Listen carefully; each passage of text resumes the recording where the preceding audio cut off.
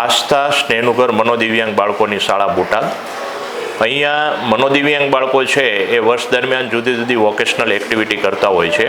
હાલમાં રક્ષાબંધનનો તહેવાર આવી રહ્યો છે તો મનોદિવ્યાંગ બાળકોએ રાખડી બનાવે છે અને આ રાખડીનું બોટાદ શહેરની જુદી જુદી શાળા કોલેજો અને જુદી જુદી સંસ્થાઓ તથા સોસાયટીઓમાં તેનું વેચાણ કરવામાં આવે છે। રાખડીનું જે વેચાણ છે એનાથી બાળકોને પ્રોત્સાહન મળે છે અને એના દ્વારા જે કંઈ ઇન્કમ થાય છે એ સંસ્થાની પ્રવૃત્તિમાં વપરાતી હોય છે।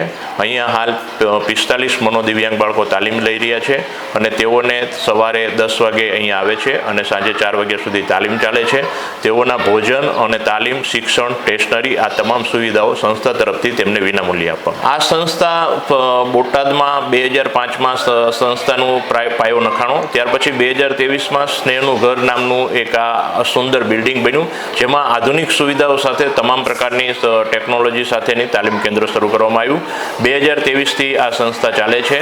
સંસ્થાનો મૂળ પાયો એમાંથી શરૂ કરવામાં આવ્યો કે મનોદિવ્યાંગ બાળકો છે એ પણ સમાજનું એક અંગ છે અને સમાજમાં એને સ્થાન મળે અને સમાજ સાથે સંકળાય, એ સમાજની સાથે જોડાયેલા રહે એના માટે એને શિક્ષણ, રોજગાર અને તાલીમ માટે આ સંસ્થા શરૂ કરવામાં આવી છે। સમગ્ર સંસ્થા છે એ દાતાઓના સહયોગથી બનેલ છે અને સંસ્થામાં આજે પણ બાળકોને વિનામૂલ્યે દાતાના સહયોગથી શિક્ષણ, તાલીમ અને રોજગાર અને બપોરનું ભોજન આપવામાં। આસ્થા સ્નેહનુગર બોટાદમાં જે તાલીમ લે છે મનોદિવ્યાંગ બાળકો, એનું ક્યાંક ને ક્યાંક એમને સારું પરિણામ પણ મળી રહ્યું છે। બોટાદ જિલ્લામાં વાત કરીએ તો અમારા માટે ગૌરવની વાત છે કે જિલ્લા પ્રશાસનના સહયોગ થકી સ્પેશિયલ ખેલ મહાકુંભનું આયોજન થતું હોય છે અને બોટાદ જિલ્લાને ગૌરવ અપાવતા આ ખેલાડીઓ રાજ્ય અને નેશનલ સુધી વિજેતાઓ બન્યા છે।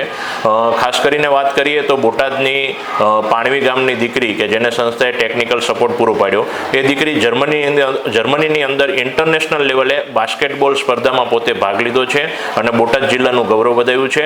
આ ઉપરાંત ગત વર્ષે ગ્વાલિયર મુકામે જે ટુર્નામેન્ટ આયોજન થઈ એમાં સંસ્થાનો વિદ્યાર્થી આદિત્ય પોતે બોચી નામની જે ગેમ છે એમાં ભાગ લીધો છે અને નેશનલ લેવલે પોતે પ્રતિનિધિ કર્યું છે। સંસ્થાની જ એક દીકરી શાહક્રિયા બેંગ્લોર ખાતે મનોદિવ્યાંગ બાળકો માટેની ક્વિઝ કોમ્પિટિશન, જે કેબીસી હોય છે એ ટાઈપની ક્વિઝ કોમ્પિટિશન હતી, તો એની અંદર પોતે બેંગ્લોર ખાતે નેશનલ લેવલ સુધી પોતે પાર્ટિસિપેટ થઈ છે। આ તમામ કામગીરીની અંદર બોટાદ જિલ્લા સમાજ સુરક્ષા કચેરી, બોટાદ જિલ્લા કલેક્ટર કચેરી અને જિલ્લાની જુદી જુદી વહીવટી કચેરીઓ છે એનો પણ અમને બહુ સહયોગ મળતો હોય છે અને આ સહયોગ થકી તે સંસ્થાના જે દિવ્યાંગ બાળકોની તાલીમ છે એ ઉજળી થઈ રહી છે। સંસ્થામાં સવારે 10 વાગે બાળકો આવે છે, આવીને સૌપ્રથમ પ્રાર્થના કરે છે, ત્યાર પછી એમના વર્ગમાં જે વિભાજન કર્યું છે એ મુજબ 5 વર્ગની અંદર વહેંચાઈ જાય છે। એની અંદર એને જીવન જરૂરી તાલીમ, શિક્ષણની તાલીમ, એડીએલ એટલે કે ડેઇલી એક્ટિવિટી ફોર લિવિંગ એ તાલીમ આપવામાં આવે છે। શિક્ષણમાં એને 0 થી 9ની ઓળખ, સામાન્ય અક્ષર જ્ઞાન આ શીખવવામાં આવે છે। પોતાનું નામ, ગામનું નામ એ પોતે મૌખિક કરી લે, કદાચ પૂરેપૂરું સમજે નહીં પણ કોઈ ને લખીને બતાવી શકે એ પ્રકારની એને તાલીમ આપવામાં આવે છે, જેથી કરી એ બહાર ક્યાંય ભૂલો પડ્યો હોય તો એનું પોતે ઓળખ આપી શકે।